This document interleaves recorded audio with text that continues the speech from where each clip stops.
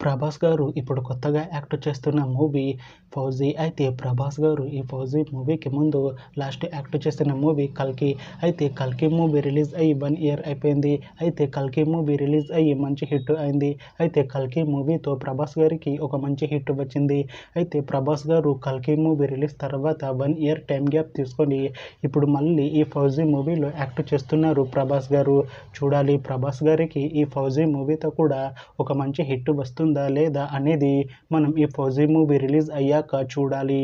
అలానే 'ఫౌజీ' మూవీలో ఆలియా భట్ గారు యాక్ట్ చేస్తున్నారు. అయితే ఆలియా భట్ గారు ఈ 'ఫౌజీ' మూవీకి ముందు లాస్ట్ యాక్ట్ చేసిన మూవీ 'జిగ్రా'. అయితే 'జిగ్రా' మూవీ ఈ మధ్య రిలీజ్ అయింది. అయితే 'జిగ్రా' మూవీతో ఆలియా భట్ గారికి ఒక మంచి హిట్ వచ్చింది.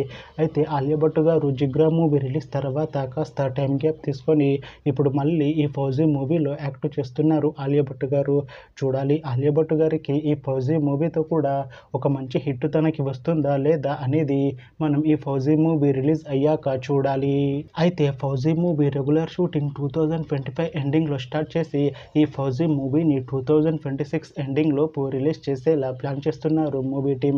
అయితే 'ఫౌజీ' మూవీ టీం మాత్రం చాలా కాన్ఫిడెంట్గా ఉన్నారు.